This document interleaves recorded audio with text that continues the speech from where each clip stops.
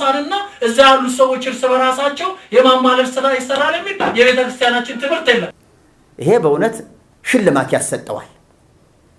እሱ መጽሐፍ ክርስቲያን ይማልዳል።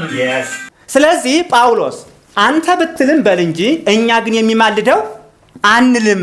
በመጽሐፈ ሄኖክ ምዕራፍ 19 ቁጥር 1 ላይ በዚያችም ቀን ቅዱስ ሚካኤል የመንፈስ ቅዱስ ዕውቀቱ ወደ ሐዘን ይወስደኛል ያበሳጨኛል ብሎ ለቅዱስ ሩፋኤል ነገረው። ቤተ ክርስቲያኗ ስለ መላእክት ያላት አስተምህሮ በዚህ መሰረት ሁለት ነው ማለት ነው። አንደኛ መናፍስት ናቸው፣ እንደኛ ስጋና ደም የላቸውም ብላን ያስተማረችን። በዚህ ክፍል ደግሞ ስጋ አላቸው እያለችን ነው። የትኛውን እንመን? ጥያቄያችን የትኛው? ኦርቶዶክስ መልስ አላት። ኦርቶዶክስ መልስ ካላት እኛም ጥያቄ አለን። ጥያቄውን የማቀርበው ለመሪጌታ ጽጌ ስጦታውና ለመሪጌታ ሙሴ መንበሩ ይሆናል። የመጀመሪያው ጥያቄ ሊቀ ጠበብት ዘሪሁን ሙላቱ ባዘጋጁት ቪሲዲ ላይ ኦርቶዶክስ መልስ አላት የሚል ኃይለ ቃል ተጠቅመዋል። በእርግጥ ኦርቶዶክሳዊ ምላሽ ሰጥተዋል ወይ? ሊቀ ጠበብት ዘሪሁን ሙላቱ መልስ አልሰጡም። ኦርቶዶክስ መልስ አላት ብለው ደፍረው የተናገሩት ነገር አለ። ኦርቶዶክስ መልስ አላት። ቤተ ክርስቲያኒቱ ወይም ደግሞ ኦርቶዶክስ ለሚቀርብላት ጥያቄ መልስ የላትም ብዬ እኔ አምናለሁ።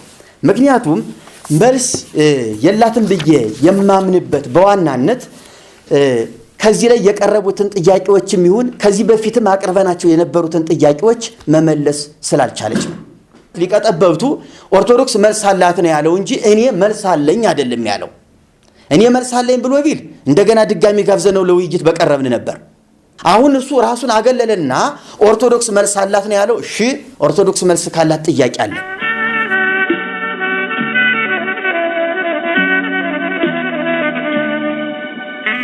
እስቲ ጥያቄያችንን ከ80 አሐዱ መጽሐፍ ቅዱስን ጀምር።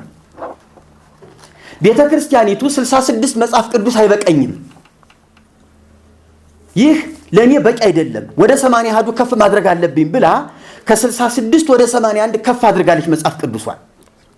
ሁለት አይነት 80 አሐዱ መጽሐፍ ቅዱስ አዘጋጅታለች፣ በየጊዜው የታተመ ከዋናው የህይወታችን ምንጭ የህይወታችን መገኛ እግዚአብሔር በልጁ ፈልጎ ያገኘበት ዋና መርህ የሆነው ቃሉ 66 መጽሐፍ ቅዱስ ነው።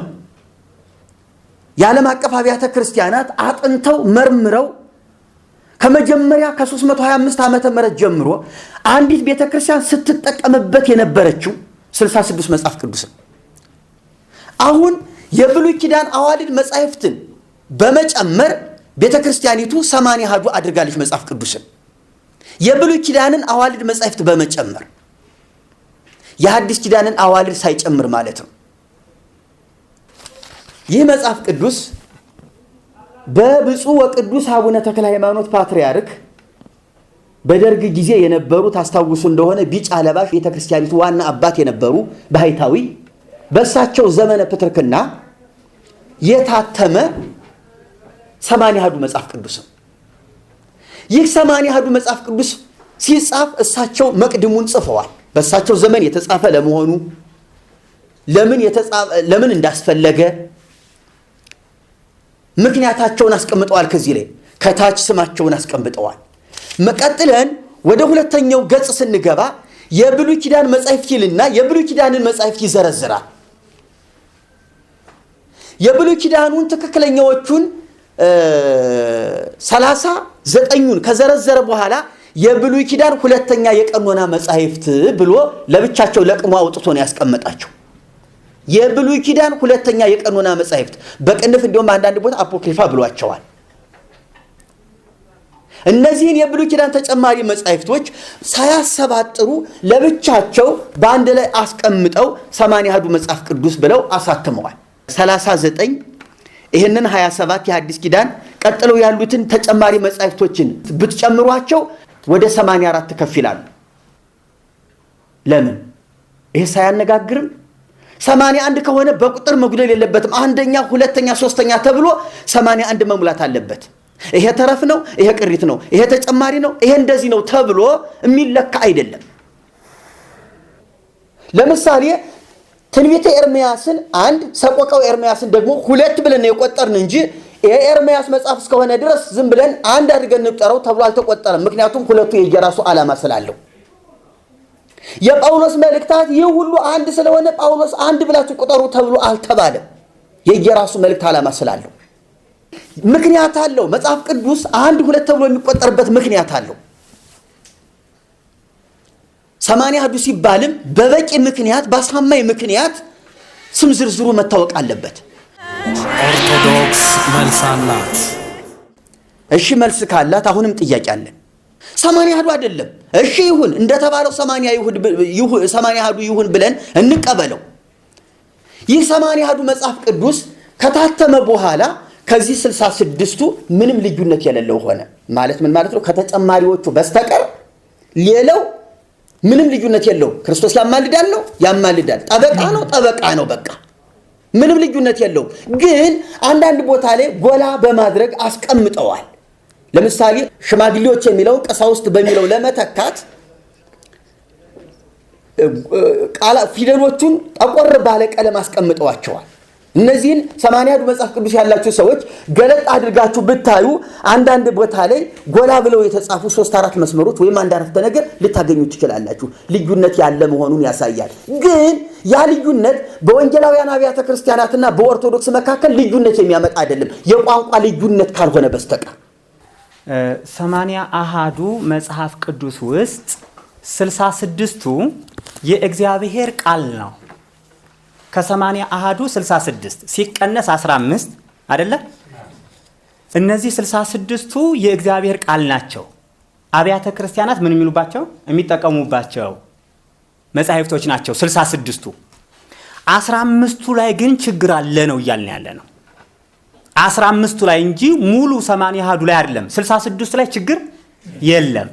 66ቱ የእግዚአብሔር ቃል ናቸው። 66ቱ እስትንፋሰ እግዚአብሔር ናቸው። 15ቱ ግን እስትንፋሰ እግዚአብሔር ወይም ቃል እግዚአብሔር አይደሉም፣ ስህተት አለባቸው ነው እያልን ያለ ነው። 80 አሐዱን አንቀበልም ስንል እንደው ጠቅላላ 80 አሐዱን እንትን የማለት ጉዳይ አይደለም። በፕሮቴስታንቱና በኦርቶዶክስ ተዋሕዶ ቤተክርስቲያን መካከል ልዩነትን ያመጡት 66ቱ ሳይሆኑ 15ቱ ተጨማሪዎች ናቸው። ስለዚህ ፕሮቴስታንትንና ኦርቶዶክስን የሚለየው ስንት ነው ማለት ነው? 66ቱ ሳይሆን 15ቱ። ኦርቶዶክስ መልስ አላት። እሺ መልስ ካላት አሁንም ጥያቄ አለን። እስከ አቡነ ጳውሎስ ጊዜ በዚህ መጽሐፍ እየተጠቀመች ቆየችና 66ቱም ሳይቀር ማለት ነው 80 አሐዱ ለሁለተኛ ጊዜ ይታተም ሲባል እንደገና ሌላ ጭቅጭቅ ውስጥ ገቡ። ያ የነበረው ይታተም አይሆንም፣ ፕሮቴስታንቶቹ አስቸግረውናል። ለምን እንዴት አስቸገሯችሁ እንዴ? እዚህ የሚያማልዳል እዚህ የሚያማልዳል፣ ምንድነው ልዩነታችሁ አሉን። ስለዚህ ብዙ ኦርቶዶክስ አረ ልዩነት ያለውም እውነትም እያለ ወደ እነሱ ይዶብናልና የሆነ መላ መፈጠር አለበት ተባለ። እንግዲህ ህዝቡን ከፕሮቴስታንት ለመታደግ መጽሐፍ ቅዱስን መበረዝ የግድ አስፈላጊ ሆኖ ተገኘ ማለት ነው። ህዝብ እንደሚመቸው መጽሐፍ ቅዱስ ሊሆን አይችልም። ልንገራችሁ፣ ህዝብ ካልተመቸው ጥሎ ይሂድ እንዴ? ከተቻለ መስበክ ነው። ከተቻለ የእግዚአብሔር ቃል ትክክል እንደሆነ በነቢያት በሐዋርያት የተሰበከው የእውነት ቃል እንደሆነ መናገር ነው።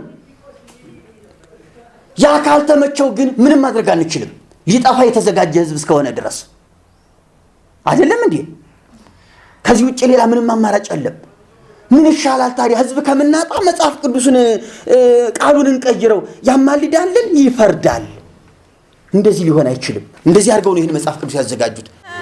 ኦርቶዶክስ መልስ አላት። ሊቀጠበብት ዘሪሁን መልስ አልሰጡንም፣ ኦርቶዶክስም መልስ አልሰጠችም። መልስ አላት ካሉ ሊቀጠበብቱ መልሳች ማን ነው? ጥያቄ አለን።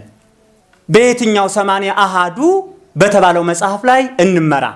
የመጀመሪያው 80 አሐዱ የተባለው መጽሐፍ ቅዱስ ወይቷቀስ በእንቲአነ የሚለውን ስለኛ የሚማልደው ይላል። ሮሜ ምዕራፍ 8:34 ላይ ያለውን ማለት ነው። ሮሜ 8:34 ላይ አሁን አድምቼ ብትናረግ ይናገረዋል። ሮሜ 8:34 ላይ እንዲህ ይላል፣ እግዚአብሔር የመረጣቸው ማን ይከሳቸዋል? የሚያጸድቅ እግዚአብሔር ነው፣ የሚኮንንስ ማን ነው? የሞተው ይልቁንም ከሙታን የሚኮንነው ማን ነው እያለ ነው። ኮናኙ ማን ነው? የሞተው ከሙታን የተነሳው በእግዚአብሔር ቀኝ ያለው ደግሞ ስለኛ የሚማልደው ክርስቶስ ኢየሱስ ነው አለ። በ2000 ዓመተ ምህረት ላይ የተጻፈው ደግሞ ስለኛ የሚፈርደው ይላል። ስለዚህ ቤተ ክርስቲያኗ 2000 ዓመት ስትመራበት የነበረውን ቃል አሁን 2000 የዛሬ 4 ዓመት ማለት ነው የዛሬ 4 ዓመት ይፈርዳል ብላ ቀየረችው። ቤተ ክርስቲያኗ የምታምነው ይማልዳል ስለኛ የሚማልደው በሚለው ነበር የምታምነው ቤተ ክርስቲያኗ። የቤተ ክርስቲያን ልጆችኛ ይህን ጥያቄ ስናነሳ መጽሐፍ ቅዱስን ወደ መበረዝ ገቡ መሪዎች። በኩረ ጽሑፉ ይልና ወይም ግሪኩ ስለኛ የሚማልደው ነው የሚለው ይላል፣ የሚፈርደው አይልም። ይህ ማለት ምን ማለት ነው? ጳውሎስ ብዕሩን አንስቶ ሲጽፍ በግሪኩ ምን ብሎ ነው የጻፈው? ስለኛ የሚማልደው ብሎ ነው የጻፈው ማለት ነው። ወይም የግሪኩ ትርጓሜ ይሄንን ነው፣ የሚማልደው የሚለው ነው የሚሰጣው። የግሪኩን ቃል እየተናገርኩ አይደለም ያለው፣ ግሪኩ ሲተረጎም ነው የሚለን የሚማልደው ይላል ብሎ ነው ያስቀመጠው። እሱ መጽሐፍ ቅዱስ ይማልዳል። ስለዚህ ጳውሎስ አንተ ብትልም በል እንጂ እኛ ግን የሚማልደው አንልም ብለው ያሁኑ ሊቃውንቶች የቤተ ክርስቲያን ሊቃውንቶች ምን አደረጉት? የሚፈርደው አሉት። በመጀመሪያው ግን የሚማልደው ነው የሚለው በየትኛው 80 አሃዱ መጽሐፍ ቅዱስ እንመራ። ደግሞ ይህ ብቻ አይደለም ችግሩ። እዚህ ላይ የብፁዕ ቅዱስ አቡነ ጳውሎስ ስም ነው ያለው። ይሄ መቅድም በሳቸው ከተጻፈ በኋላ መቅድሙ ልክ እንደዚህኛው እንደ አቡነ ተክለ ሃይማኖት ከተጻፈ በኋላ አባ ጳውሎስ ፓትርያርክ ርዕሰ ሊቃነ ጳጳሳት ዘኢትዮጵያ ብሎ ከነማዕርጋቸው ተጽፏል።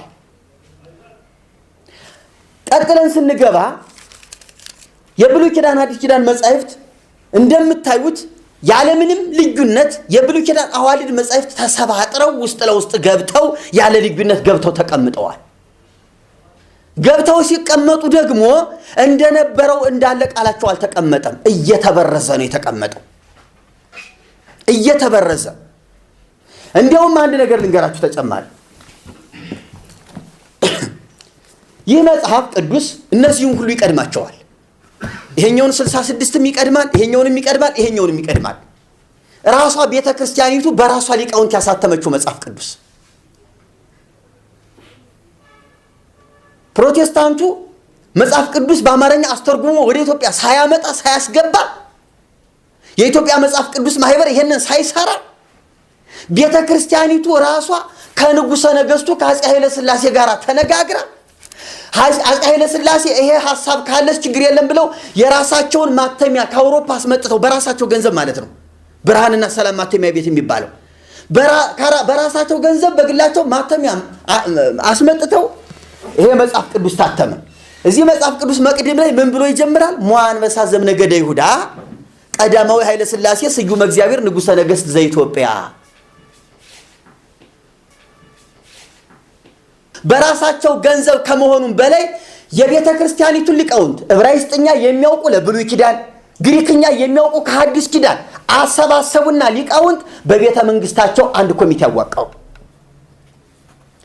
ይህን ካደረጉ በኋላ 5 ዓመት ሙሉ 24 ሰዓት ተሰርቶ ተጠናቆ ቀረበላቸው።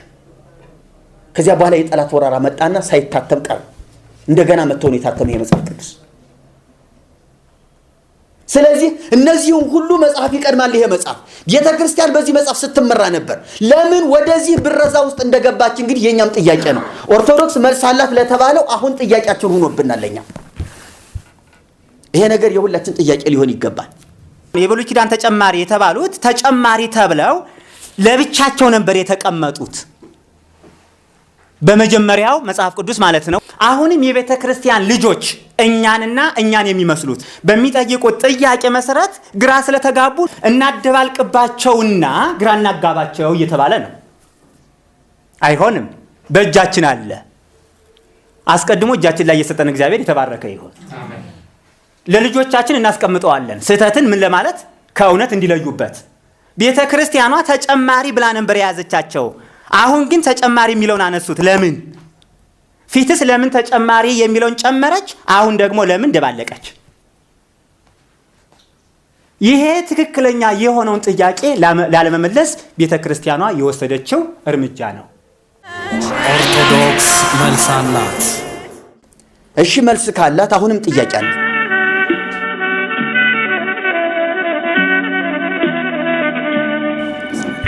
ሰማንያ አሐዱ መጽሐፍ ቅዱስ ምን ይላል? በቃየል መንገድ አትሂድ፣ እርሱም በሴት ቀንቶ ወንድሙን ገደለው ይላል። አንደኛ መቃብያን ምዕራፍ 23 ቁጥር 1 እስከ 2 ላንብላችሁ ደግሞ ይሄኛውን የሚለውን። ደግሞም ወንድሙን አቤልን ወለደች ይላል ሔዋን። አቤልም በግ ጠባቂ ነበረ፣ ቃየንም ምድርን የሚያርስ ነበረ። ከብዙ ቀን በኋላ ቃየን ከምድር ፍሬ ለእግዚአብሔር መስዋዕትን አቀረበ፣ አቤልም ደግሞ ከበጎቹ በኩራትን ከስው አቀረበ።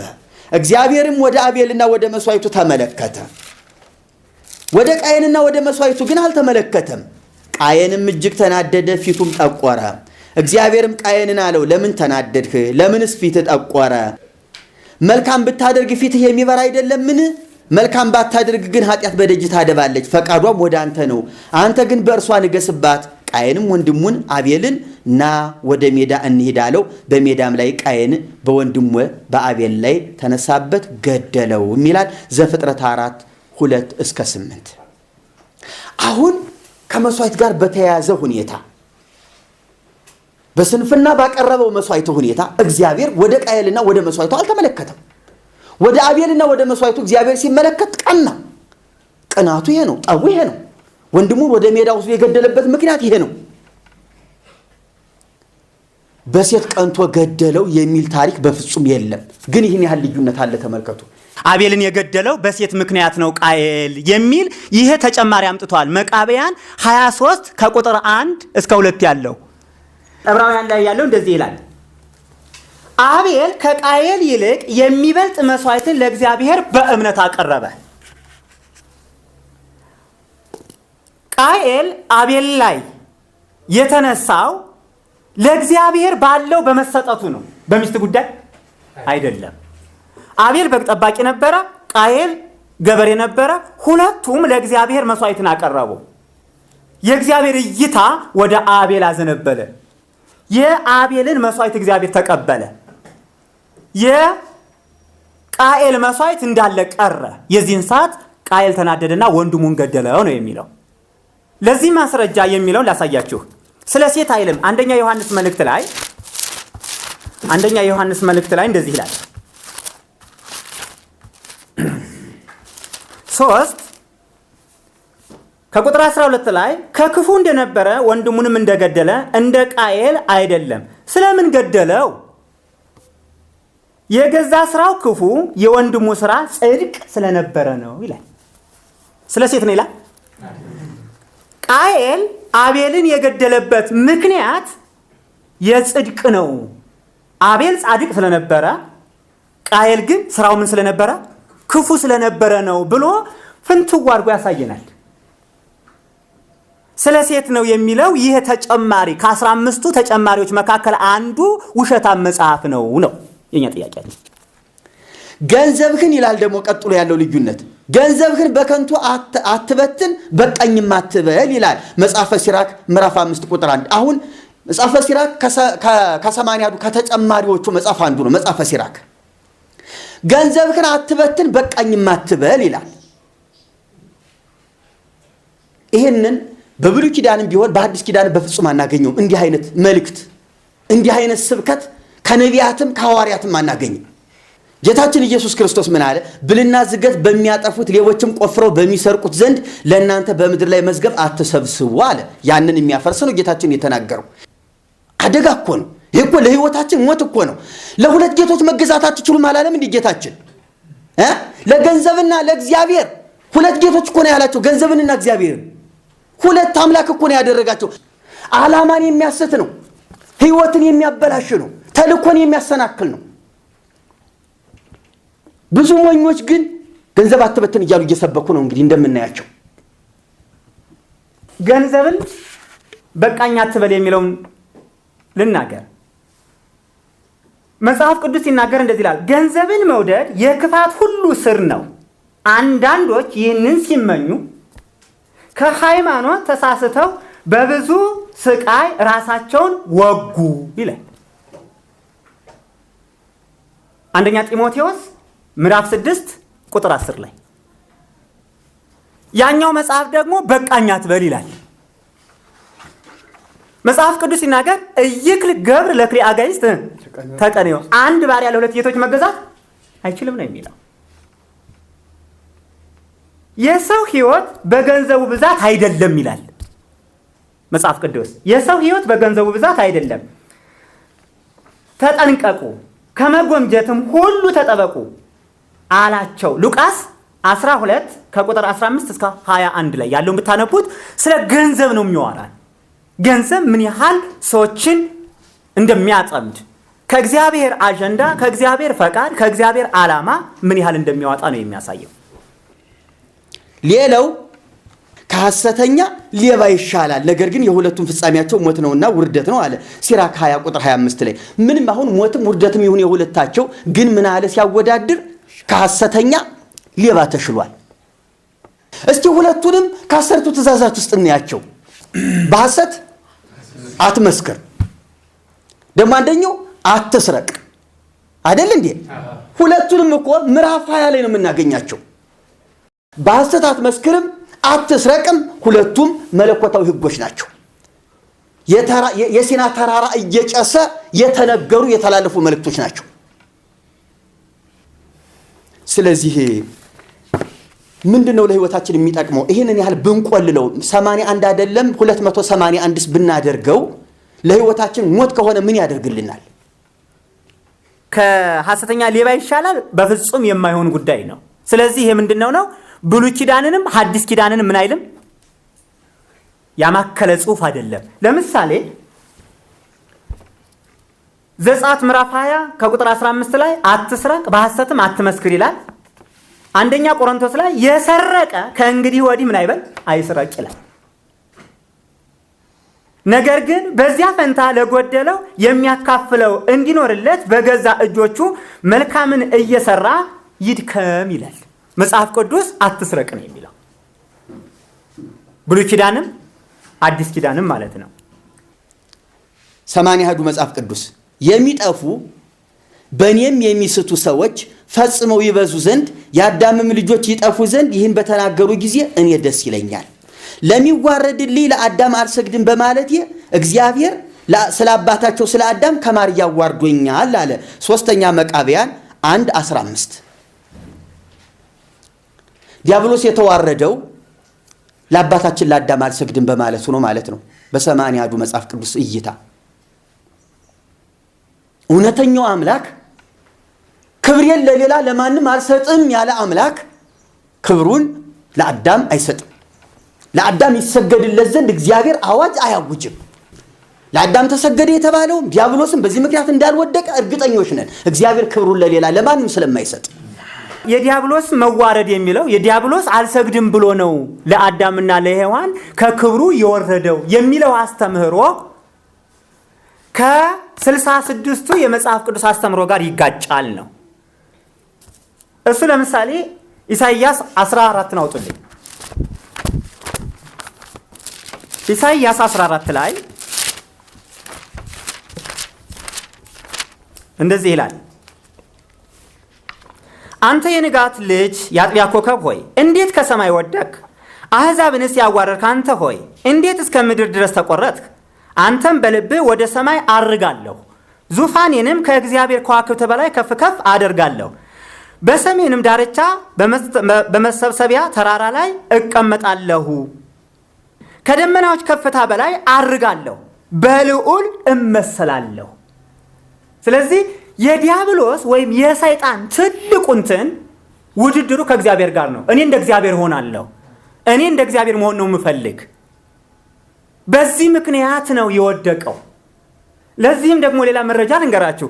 ዘፍጥረት ምዕራፍ 3 ላይ ይችን ቅጠል በበላችሁ ቀን ሞትን የምትሞቱ አይደላችሁም አለ አዳምና ሔዋንን መጥቶ።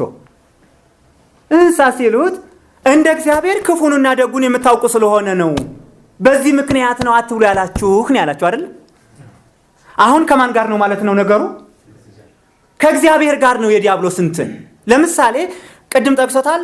የማቴዎስ ወንጌል ምዕራፍ 4 ላይ ቁጥር 10 ላይ ኢየሱስን መጥቶ ስገድላቸው ነው ያለ ወይ ስገድልኝ? ስገድልኝ። ምንድነው ዲያብሎስ ፍላጎቱ? የዲያብሎስ የወደቀበት ምክንያት ምንድነው? እንደዚህ መጽሐፍ ለአዳም አልሰግድም ብሎ ነው ወይ? አይደለም። ለኔ እንደ እግዚአብሔር ስግደት ይገባኛል ብሎ ነው። ሂድ አንተ ሰይጣን ለእግዚአብሔር ለአምላክህ ብቻ ስገድ ተብሎ ተጽፏል አለው ኢየሱስ። መጽሐፍ ቅዱስ የሚያሳየን ስግደት ለአዳምም ለሔዋንም ለሌሎች ሰዎችም ሳይሆን ለእግዚአብሔር እንደሆነ ነው። ይሄኛው መጽሐፍ ደግሞ ለአዳም ስግደት ይገባል እያለን ነው አይደለ? በዚህ ምክንያት ነው የወደቀ ዲያብሎስ ካለ ለሰዎች ስግደት ይገባል እያለን ነው። ስለዚህ ዲያብሎስ በዚህ ምክንያት አይደለም የወደቀ፣ ውሸት ነው። ለኔ ስገዱልኝ፣ ለኔ ክብር ይገባኛል በማለቱ ነው። ስለዚህ ይሄኛው ተጨማሪዎቹ የስተት መጻሕፍቶች ናቸው ነው የምንላቸው በዚህ ምክንያት ነው። ስግደት የሚገባ ለእግዚአብሔር መሆኑን ጥቅስ ልስጣችሁ። ፊልጵስዩስ ምዕራፍ 2 ቁጥር 10 ላይ ለእግዚአብሔር እንጂ ለአዳምም ለማንም የሚገባ አይደለም። ዳግም ምዕራፍ 4 ቁጥር 15 ላይ መመልከት እንችላለን። እግዚአብሔር በኮሬብ በእሳት ሆኖ በተናገራችሁ ጊዜ መልክ ከቶ አላያችሁምና ምን በሉ? ተጠንቀቁ። ምክንያቱም እስራኤል ለሆነ ነገር ሰግዶ እንዳይረክስ የሚያስተምር ትምህርት ነው።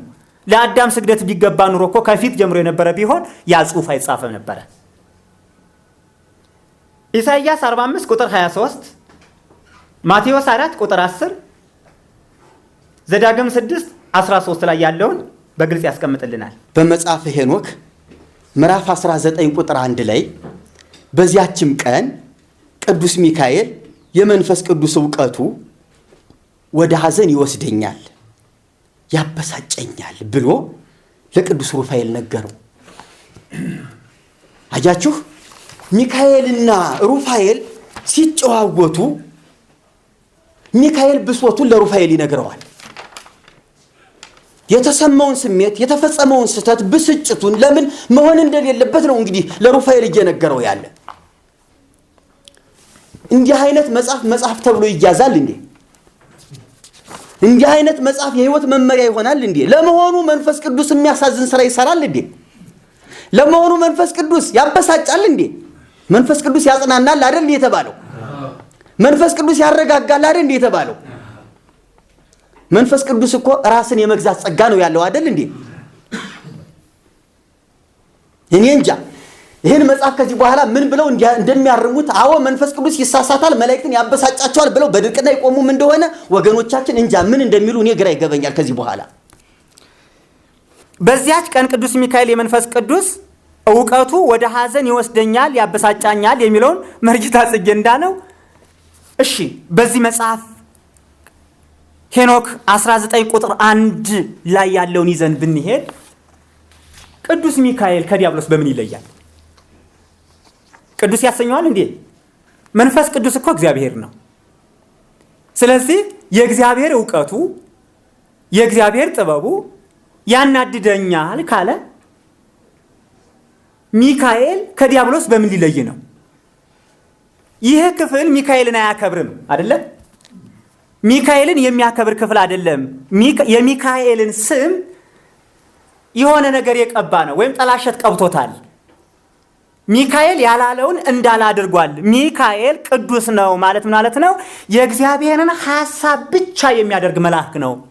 ለዚህ ነው ቅዱስ ያሰኘው። ስለዚህ ይሄ መጽሐፍ ቅዱስ ሚካኤልና ሩፋኤልን ምን አድርጓቸዋል? ሐሜተኞች፣ ማንን የሚያሙ? መንፈስ ቅዱስን የሚያሙ፣ በመንፈስ ቅዱስ ዕውቀት ላይ የሚበሳጩ አድርጓቸዋል። ስለዚህ ሚካኤልን ምን ይላል? ይሄ ያጎድፋል። ቅዱስ ሚካኤልን ያጎድፋል። ቅዱስ ሚካኤልን ያጎደፈ ለምሳሌ አሁን መላእክትን እናከብራለን እግዚአብሔርን የሚታዘዙ ናቸው የሚለውን እንዴት አድርገን ነው እዚህ ጋር የምናመጣው? ነው አይመጣም። ስለዚህ ቅዱስ ሚካኤል አይልም ነው የኛ እንትን።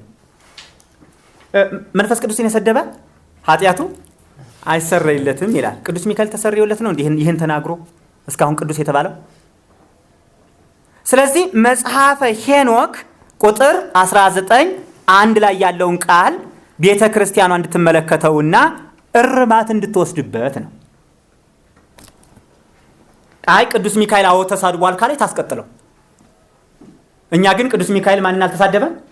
መንፈስ ቅዱስን አልተሳደበም። ቅዱስ ያሰኘው ያ ነው ብለን ነው የምናምነው ነው።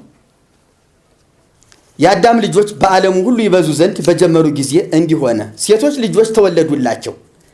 የእግዚአብሔርን መላእክት በዚህ ኢዮቤልዩ በአንዲት ዓመት እነዚህን አዩአቸው። እነዚያ ላዩአቸው መልከ መልካሞች ናቸውና ከመረጧቸው ሁሉ ሚስት ሊሆኗቸው አገቧቸው፣ ወንዶች ልጆችንም ወለዱላቸው። እነዚህም ራእይት ናቸው ይላል መጽሐፈ ኩፋሌ 6:9 መጽሐፈ ኩፋሌ 6:9። አሁን ዘፍጥረት ምዕራፍ 6 ላይ የእግዚአብሔር ልጆችም የሰዎች ሴቶች ልጆችን ተመለከቱ ነው የሚለው። የእግዚአብሔር ልጆች ነው የሚል እንጂ መላእክት አይልም። አይደለም እንዴ? ዘፍጥረት 6 ላይ እንዲህም ሆነ ሰዎች በምድር ላይ መብዛት በጀመሩ ጊዜ ሴቶች ልጆች ተወለዱላቸው። የእግዚአብሔር ልጆችም የሰውን ሴቶች ልጆች መልከ መልካሞች እንደሆኑ አዩ፣ ከመረጧቸውም ሁሉ ሚስቶችን ለራሳቸው ወሰዱ ነው የሚለው። የእግዚአብሔር ልጆች የሰውን ሴቶች ልጆች። አሁን የእግዚአብሔር ልጆች ያለውን መላእክት አድርጎ መውሰድ መተርጎም ይቻላል ወይ? ወደ እግዚአብሔር የእግዚአብሔርን ልጆች የሚለውን ቃል ወደ መላእክት ማስጠጋት እኮ አደጋ አለው። ምክንያቱም አደጋው ምንድን ነው? መላእክት ሚስት አገቡ፣ ሚስቶችን ወሰዱ ስለሚል። መላእክት ደግሞ መናፍስት ናቸው። ይህች ሴት በሰማይ ለማን ትሆናለች ተባለ አይደል? ኢየሱስ ይህች ሴት ሰባቱም አግብተዋታልና በሰማይ ለማን ትሆናለች ሲሉት፣ በሰማይማ ማግባት መጋባት መውለድ የለም፣ ሁሉም እንደማን ይሆናሉ? እንደ እግዚአብሔር መላእክት ይሆናሉ ነው ያለው። እንደ እግዚአብሔር መላእክት ይሆናሉ ማለት እንግዲህ መውለድ መዋለድ ማግባት የለም ማለት ነው እንዴ? መላእክት መናፍስት ከሆኑ ሴት ወንድ ብሎስ መጥራት ይቻላል ወይ? እንዲያው መጻሕፍቶቻችን መጽሐፍ ቅዱስን ስንመለከተው በጾታ በወንድ ጾታ ይጠራቸዋል እንጂ መላእክት ወንዶች ሆነው ነው ወይ? ወንድ ካለ እኮ ሴት መላእክት መኖር አለበት። ወንድ መላእክት ብቻ መፈጠር የለበትም። ጾታ ካለ ስሜት አለ ማለት ነው። በመዋለድም መባዛት አለ ማለት ነው። እንደዚያ ግን አይደለም። መጽሐፍ ቅዱስ ሲነግረን መላእክት መናፍስት ናቸው፣ የማይዋለዱ ናቸው፣ መናፍስት ናቸው።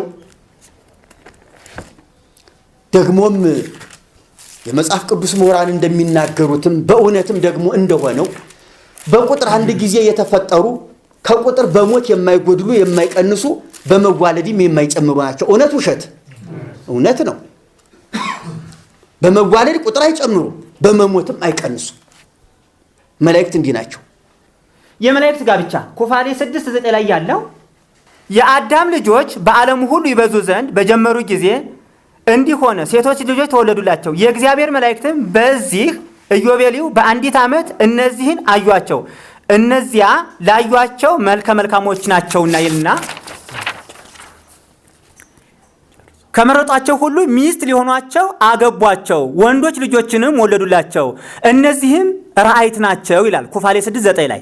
ቀጥሎ ያለው ስለ ልቦናቸው ትዕቢት ያስታቸው ዘንድ አዳምጡ፣ ያስታቸው ዘንድ ሕጉንና ትእዛዙንም ይጠብቁ እንደሆነና ይፈትናቸው ዘንድ እግዚአብሔር ጥንቱን የሰው ሥጋ ፈጥሮላቸዋልና ይላል።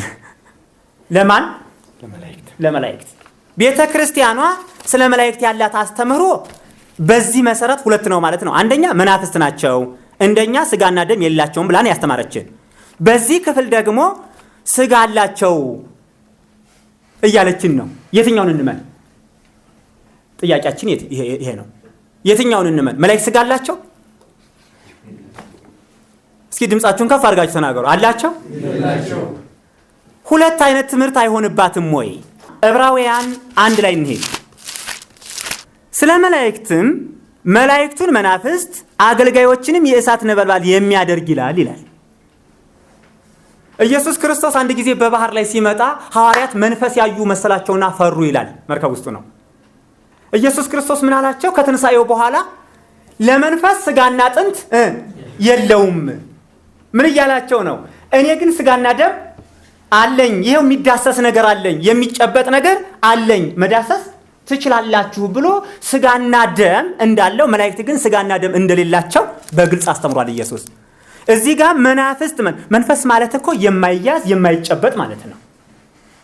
መላእክት ከቁሳዊ አካል ጋር ምንም አይነት ግንኙነት የላቸውም። ምን ማለት ነው? የሚጨበጥ የሚዳሰስ አካል የላቸውም። ስለዚህ ቤተ ክርስቲያኗ ትክክለኛው አስተምህሯ የትኛው ነው? በመላእክት ጋብቻ አስታምናለች ወይ? በሰማይ እንደ መላእክት ይሆናሉ፣ አያገቡም፣ አይጋቡም። ስለዚህ የጋብቻ ስርዓት በሰማይ የለም፣ ጾታዊ ነገር በመላእክት ዘንድ የለም ብሎ ኢየሱስ ክርስቶስ አስተምሯል። ስለዚህ ቤተ ክርስቲያኗ በየትኛው ነው የምታምነው? ሁለቱንም አስተምራናለች ወይም ደግሞ ሁለቱም በመጽሐፍቱ በዚህ በተጨማሪው መጽሐፍ ላይ አለ ነው። ኦርቶዶክስ መልስ አላት። እሺ መልስ ካላት አሁንም ጥያቄ አለ።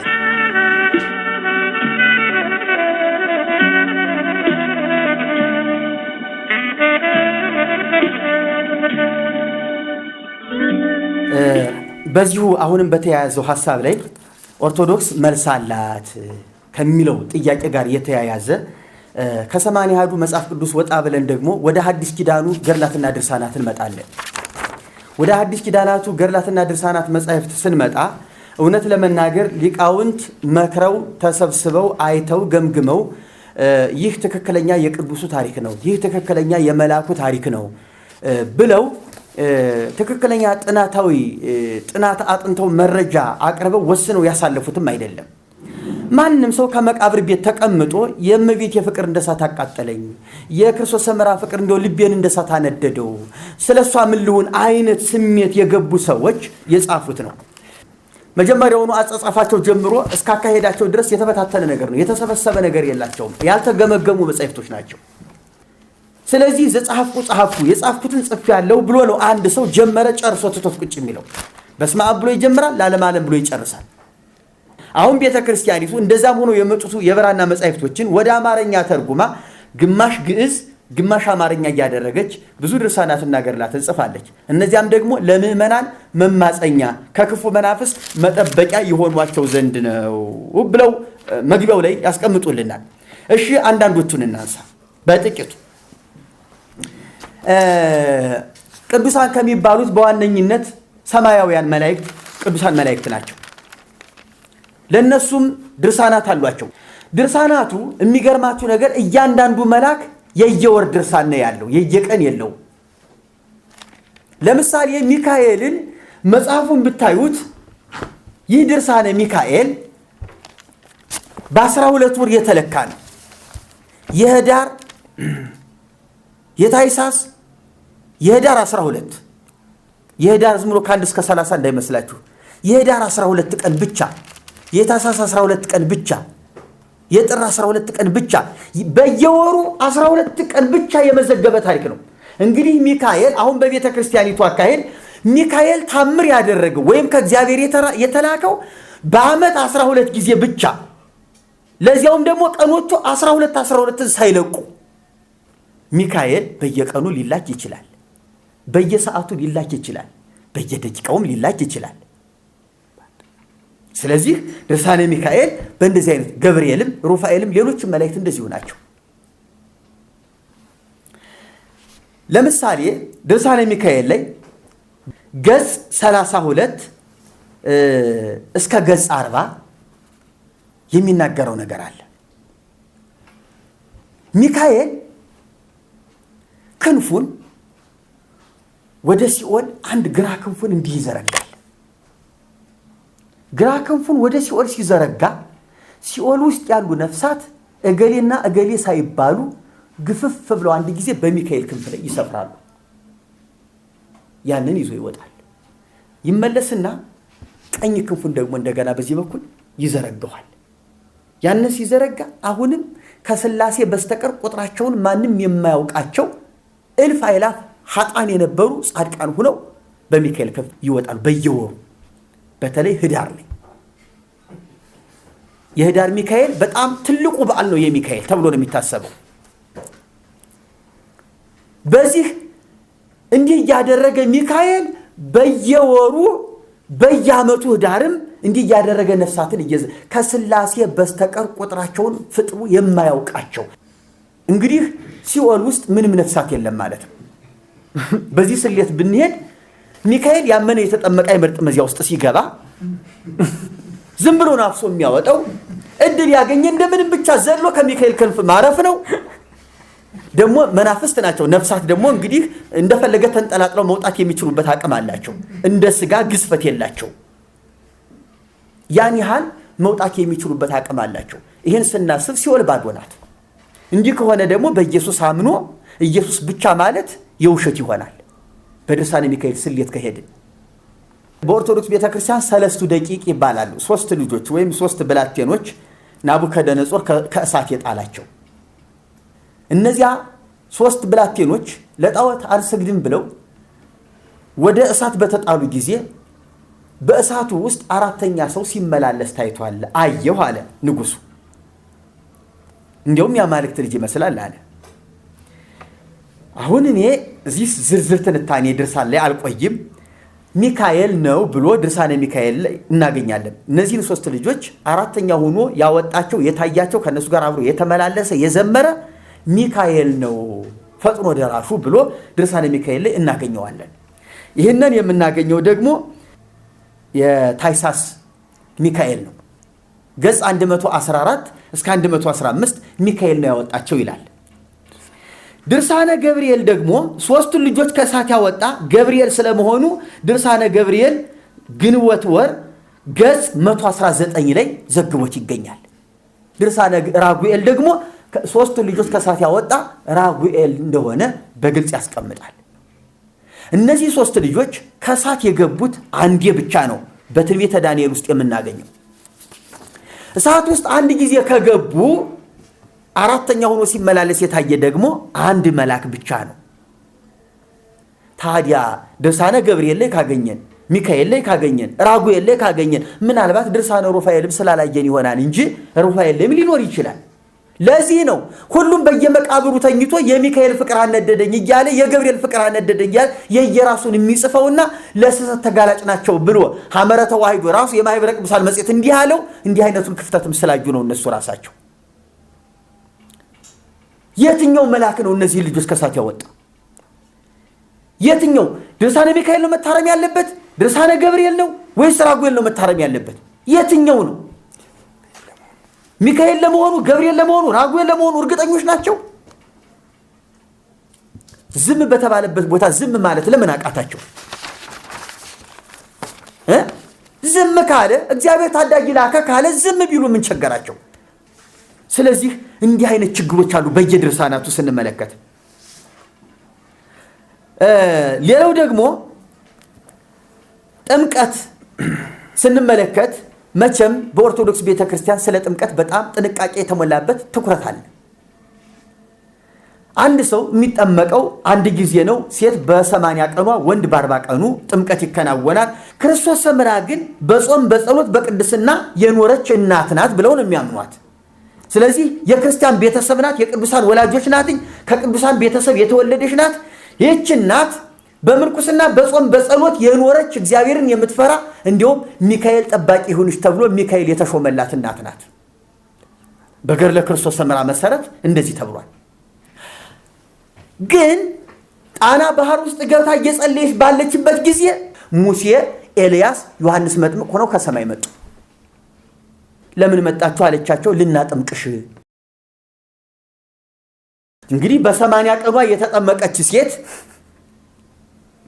ለምን ካረጀሽ በኋላ እንደገና ድጋሚ ሰማያውያን ሰዎች ለዚያውም በሰማይ ያሉ ሰዎች መጥተው እንዳጠመቋት ግልጽ አይደለም።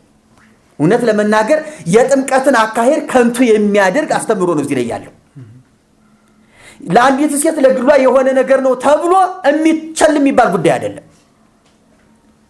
ገድሉ ላይ እንዲህ አይነት ስህተት ተፈጽሟል። በምድር ካህናት ጠፍተው እንዳንል ካህናት ሞልተዋል። አይ ቅዱሳን ስለሆን የኛ ጥምቀት የተለየ ነው ማለት ደግሞ ችግር ነው። ጻድቅም ይሁን ኃጢአተኛ ካህን አገልጋይ ካጠመቀ የሚያጠምቀው በአብ በወልድ በመንፈስ ቅዱስ ስም እስከሆነ ድረስ ጥምቀቱ ተቀባይነት ሊኖረው ይገባል። ቅዱስ ሰው ፈልገን መቼም ከቅዱስ ሰው መጠመቅ አንችልም። እኛ አገልጋይ መሆኑን አምነን ነው የምንጠመቀው እንጂ አንተ ጻድቅ ነህ አንተ ኃጢአተኛ ነህ ብለን አይደለም። ስርዓቱን መፈጸም ነው ከኛ የሚጠበቀው። ክርስቶስ ሰምራ ግን እንደዚህ አይነት የጥምቀት ስርዓት ተከናውኖላታል። ይሄ ለኛ ጥያቄያችን ነው። ጥያቄያችን ይያዝልን ብለን ለኦርቶዶክስ መልስ አላት ጥያቄ እናቀርባለን።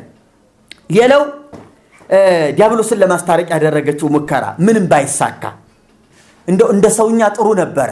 ስታስበው እያንዳንዱ ሰው እያማለዱ ከማዳን እድሜ ልክ የዘላለም ስራ ይዞ ከስላሴ ፊት እባክህ እያሉ ከአፊት እየሄዱ እየተንበረከኩ እድሜ ልክ ከማልቀስ አንድ ጊዜ ዲያብሎስን አስታርቆ ገላግሌ በቃ ቁጭ ማለት ይሻል ነበር። ይሄን ሐሳብ ያዘች ሄደችና እንግዲህ በገድሏ መሰረት ነው ሄደችና እንደው ጌታዬ አንድ ነገር ልለምንህ። ምን?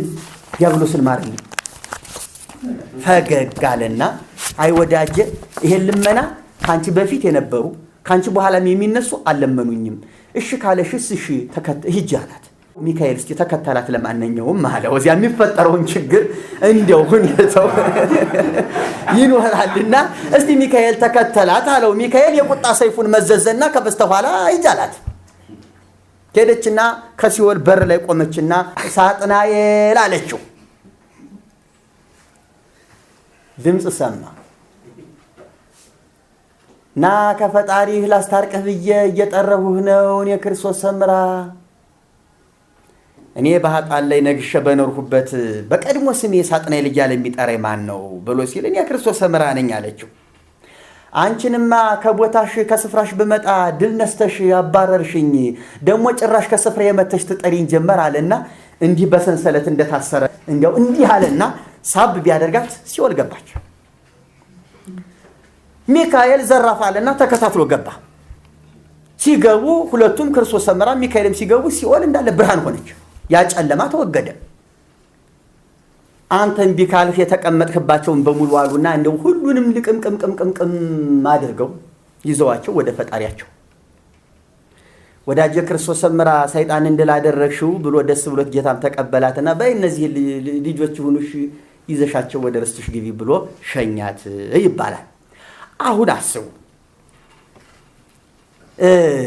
ይሄ ኢየሱስ ክርስቶስ ወደ መስቀል ከመምጣቱ ይልቅ በአንድ ፊቱ መጀመሪያውን ይሄ ሐሳብ ጠፍቶት ነው እንዴ እሱ መስቀል ላይ የደረሰው?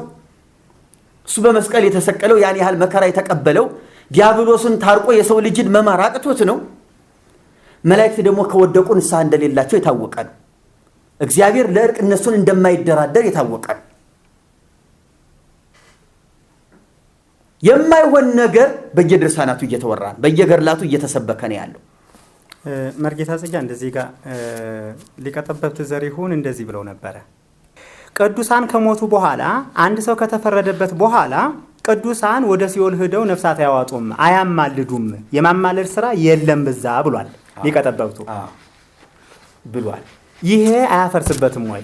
አንድ ሰው ሲኦል ከገባ በኋላ ከፍርድ ካገኘ በኋላ እዚያ ያሉት ቅዱሳንና እዚያ ያሉት ሰዎች እርስ በራሳቸው የማማለድ ስራ ይሰራል የሚል የቤተ ክርስቲያናችን ትምህርት የለም። ከእግዚአብሔር ፍርድ በላይ ነው። ከፍርድ በኋላ ቅዱሳን ሰዎች ኃጢአተኞችን ከሲኦል ያወጣሉ ብሎ እንደማሰብ ነው። ፍርድ ከተሰጠ በኋላ መለኮታዊ ውሳኔ ከተላለፈ በኋላ በአንድ ኃጢአተኛ ሰው ላይ ማንም ጻድቅ ያንን ሰው አማልዶ ከሲኦል ሊያወጣው አይችልም። እንዲህ አይነት ትምህርትን በቤተ ክርስቲያናችን የለም ብሎ ደምድሟል። ይሄ በእውነት ሽልማት ያሰጠዋል። ይሄን ጉዳይ ግን ቤተ ክርስቲያኒቱ ስለማትቀበለው ከዘሪሁን ጋራ ከፍተኛ ጠብ ይፈጠራል ብለን እንሰጋለን። በሰማይ አያማልዱም ያልኩት ተሳስቼ ነው ማሩኝ ብሎ ቤተ ክርስቲያኒቱን ይቅርታ ካልጠየቀ ከነጽጌ ወገነ ተብሎ መባረሩ የማይቀር ነው። እዚህ ጋር አሁንም ልጨምርና በወቅቱ ሊቀ ጠበብት ዘሪሁን ይህን በመናገራቸው ከኛ ስለመሰሉ እናመሰግናለን። እኛም የምንለው ምንድነው? አንድ ሰው ከተፈረደበት በኋላ ጻድቅ የተባለ ሰው ሂዶ ከሲኦል ማውጣት አይችልም። ሊቀ ጠበብት ዘሪሁን የሚባሉት ሰው ገድለ ክርስቶስን ሰምራ ብቻ ሳይሆን ድርሳነ ሚካኤልን ብቻም ሳይሆን ገድለ ተክለ ሃይማኖትን የማያምኑ። ለምሳሌ እንደዚህ ይላል ገጽ 9 አሁንም ቁጥር 2 ላይ ምን ይላል? እስመ ኩሎሙ ዘኢረፉ ነፍሳት ዘይሰመዩ ሃይማኖታውያን እመኒ ጻድቃን ወእመኒ ኃጥአን ዘሞቱ። ትርጉሙን ላነበው። ምንድን ነው የሚለው? የኃጥኡ ነፍስ ተክለ ሃይማኖትን ባየች ጊዜ አባቴ ተክለ ሃይማኖት ብላ ትጠራዋለች።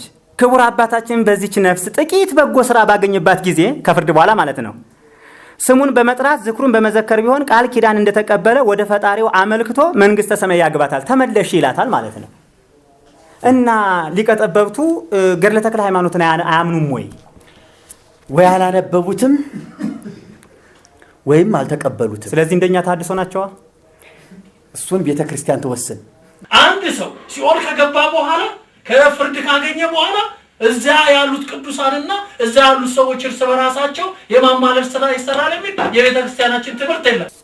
ነፍሳትን ከሲኦል የማውጣት ነገር በየገድላቱ በእያንዳንዱ ገድል አለ። በየወሩም በየዓመቱም በየባላቸው ቀን ይሄን ልማድ በየገድላቱ አለ።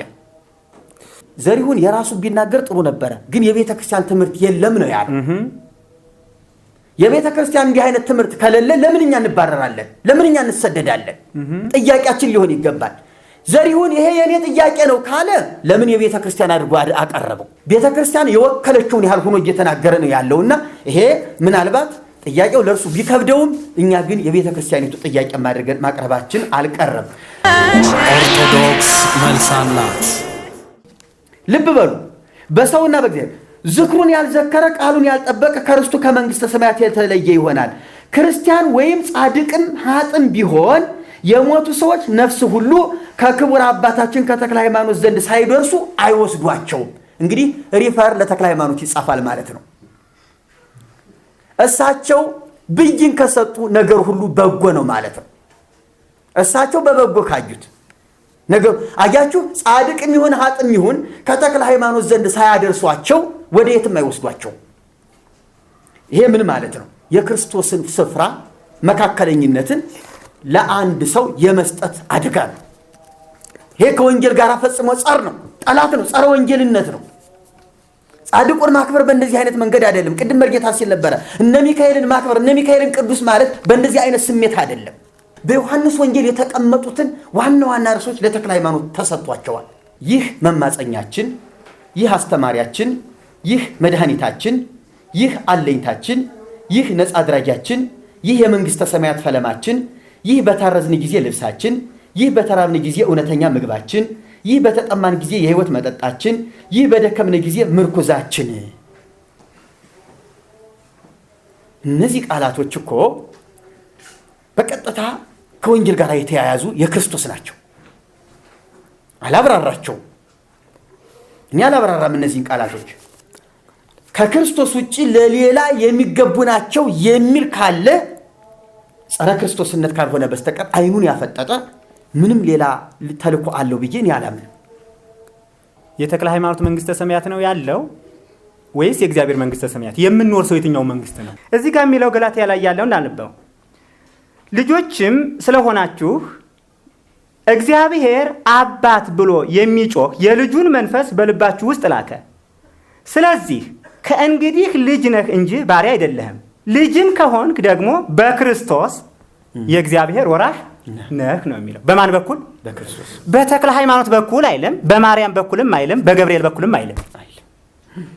ስለዚህ ኢየሱስ ክርስቶስ ወደዚህ ምድር የመጣው እኛን የዘላለም ህይወት ሊሰጠን የእግዚአብሔርን መንግስት ሊያወርሰን ነው። ገድሉ ግን የሚለን ተክለ ሃይማኖት ለኛ ሙቷል ወይ? እኔ ጥያቄ አለኝ። አሁን ተክለ ሃይማኖት መንግስተ ሰማያትን የሚያወርሰን ከሆነ ኢየሱስ ክርስቶስ ለምን በመስቀል ላይ ሞተ? ሌላው ከዚህ ገድል ላይ ከክርስቶስ ሰምራ ጋር እንደተጠቀሰው አንድ ሰይጣን እሳቸውም ይዘዋል። ወሰዱና አመንኩሰው ጥሩ ባህታዊ አድርገው እግዚአብሔርን የሚፈራ መነኮሳቱን ደስ የሚያሰኝ አገልጋይ ሆኖ ሞቶ መንግስተ ሰማያት እስኪገባ እንዲያውም ገዝረው ነው የሚለው። አላጠመቁትም። እንዲያውም የሚገርማችሁ ነገር አጥምቀው እንኳን አይልም ገድሉ ላይ ገዝረው። ወንድ ሰይጣን ነው። ወንድ ሰይጣን ነው። ጾታው እንግዲህ እዚህ ላይ እየተረጋገጠ ነው። ገዝረው አመንኩሰው ሞቶ መንግስተ ሰማያት እስኪገባ ድረስ መነኮሳቱን እያገለገለ ኖረ። ስሙንም ክርስቶስ ሐረዮ ክርስቶስ የመረጠው ብለው ሰይመው አኖሩት ይላል። እንግዲህ ተችሏል። በየገድላቱ ሰይጣናትን በተናጠልም እንደዚሁ ዋናው እምቢ ቢልም ከታች ያለው ሰራዊቱ ግን እያመለጠ ነው ማለት ነው። እንግዲህ አሁን የሰይጣን ቤተክርስቲያን ሰርተንለት ጽላት ቀርጸንለት ሁሉ ነገር አዘጋጅተንለት እባክህ አማልደን ብንለው ሊያማልደን የሚችል ቅዱስ ሰይጣን ፈጥረናል ማለት ነው። አዎ ከተለወጠ እግዚአብሔርን ሲያገለግል ከኖረ ሞቶ መንግስተ ሰማያት እስኪገባ ድረስ ያን ያህል ተጋድሎ ካደረገ ከኛ ከነ ተክልዬ የሚያንስበት ምን ምክንያት አለው? የተክልዬ ልጅ ሆኖ እዚህ ላይ እግዚአብሔር ቃል እንጥቀስና ያመኑትንም እነዚህ ምልክቶች ይከተሏቸዋል፣ እጆቻቸውን በድዌዎች ላይ ይጭናሉ፣ በስሜም አጋንንትን ያዋጣሉ ይላል። ሂዳችሁ የእግዚአብሔር መንግስት ቀርባለች ብላችሁ ስበኩ፣ ድዌዎችን ፈውሱ፣ ለምጻሞችን አንጹ፣ አጋንንትን ምን በሉ አስወጡ። ተክለ ሃይማኖት ግን ገዘሩ፣ መንግስተ ሰማያት አስገቡ ይላል። ይህንን ገድለ ተክለ ሃይማኖትን በየትኛው መጽሐፍ ቅዱስ እንዳኘው እንዴት አድርገን ከመጽሐፍ ቅዱስ ጋር እናያይዘው? ምክንያቱም የሰላም አምላክ እርሱ ሰይጣንን ከእግራችሁ በታች ይቀጠቅጠዋል ነው አይደል የሚለው? ሰይጣን እንደ መብረቅ ሲወድቅ አየሁት ይህንና እዛው ክፍል ላይ ኢየሱስ ደስ እንደተሰኘ ያሳያል። በስምህ አጋንንት ሳይቀር ታዘዙልን ምን ማለት ነው? ወጡ ብሎ ነው ያለው። ተክለ ሃይማኖት ግን ለቀም እያደረገ ብዙዎችን አሰጣ። ለምንድን ነው የኢትዮጵያን ሰይጣን እንደው አጥምቆ ያልጨረሰልን? አንድ ሰይጣን ብቻ ለምን አደረጉት? ደግሞ እኮ ከዛ ሁሉ እንትን አንድ ሰይጣን ብቻ ነው አጠመቁ። ይሄስ እንዴት ይሄዳል? አንዱን ማባረር አንዱን ማጥመቅ። የተጠሩ ብዙዎች የተመረጡ ጥቂቶች እንደሚለው ጥቅስ እንሄድና ምናልባት ከዚያ ሁሉ የተረገሙ እርጉማን አጋንንት አምልጦ አፈንግጦ የወጣ አንድ ተገኘ ማለት ነው። በነገራችን ላይ አባ ጊዮርጊስ የጋስጨውም የድንጋይ ወፍጮ አሸክመው ወደ ገዳማቸው ወስደዋል። አንድ ሰይጣን ይዘው የተክለ ሃይማኖት ደቀ መዝሙር አባ ዜና ማርቆስ የተባለው መዚህ ሰሜን ሸዋ ውስጥ አንድ ሰይጣን አጽድቆ አመንኩሶ አጽድቋል። ገድሉ ላይ አለ። እንግዲህ የተቻላቸውን ያህል እየሞከሩ ነው። ስለዚህ ተክለ ሃይማኖትና እንደዚህ መነኮሳት የአጋንንቶችን ታድሶ እያደረጉ ነው ማለት ነው። በነገራችን ላይ ልክ ነህ። እነዚህ የዳኑ ሰይጣናት ወደ ጓደኞቻቸው ሄደው ቢሰብኩ ጥሩ ነበረ። አሁን ገና መጣልኝ። ግን ይኸውልህ እንደማይሆን አሁን ጌታችን አንድ ነገር ተናግሯል። በፍርድ ቀን ኃጥአንን በግራው ጻድቃንን በቀኙ አድርጎ የተፈረደባቸውን ኃጢአተኞች ሰዎች ለሰይጣንና ለመላእክቱ ወደ ተዘጋጀ ነው የሚለው። እንግዲህ ገሃነመ እሳት ለሰው ልጆች አልተዘጋጀም፣ ለአጋንንት ግን ተዘጋጅቷል ማለት ነው። ስለዚህ በምንም ተአምር ከገሃነም ውጪ ለአጋንንት መንግስተ ሰማያት አልተዘጋጀም። የመጽሐፍ ቅዱስ ቃል ልጥቀስ። አሁንም ሁለተኛ ጴጥሮስ ምዕራፍ 2 ላይ ከቁጥር 4 ላይ እንደዚህ ይላል፣ እግዚአብሔር ኃጢአት ላደረጉ መላእክት ሳይራራላቸው የሚለው ሳይራራላቸው ወደ ገሃነም ጥሎ በጨለማ ጉድጓድ ለፍርድ እንዲጠበቁ አሳልፎ ከሰጣቸው ነው የሚለው። ምን እያለን ነው ይሄ ክፍል? እግዚአብሔር ለሰይጣን የሚራራ ልብ የለውም እያለን ነው። እግዚአብሔር የራራው ለሰው እንጂ ለመላእክት አይደለም። ስለዚህ እሺ እግዚአብሔር ለማይራራለት እነ ተክለ ሃይማኖት ከራሩለት፣ ስለዚህ ከእግዚአብሔር ማን ይሻላል ማለት ነው? እነ ተክለ ሃይማኖት ተሽለዋል፣ በልጠዋል ማለት ነው። ተሽለዋል። ምክንያቱም ለመላእክት ለዚህ ለወደቀው ሰይጣን እየራሩለት ነው። እግዚአብሔር የጨከነባቸውን እግዚአብሔር የፈረደባቸውን በማመንኮስ በምን የሚለው መጽሐፍ ቅዱሳዊ አስተምህሮ አይደለም። ቤተክርስቲያኗ ይህንንም ትመልስልኝ። አብሬ መሳተፍ እፈልጋለሁ ጥያቄም አለኝ የምትሉ ሁሉ በዚህ ቪሲዲ አድራሻ የምታገኙን መሆኑን በአክብሮት እንገልጣለን። እግዚአብሔር ይባርካችሁ።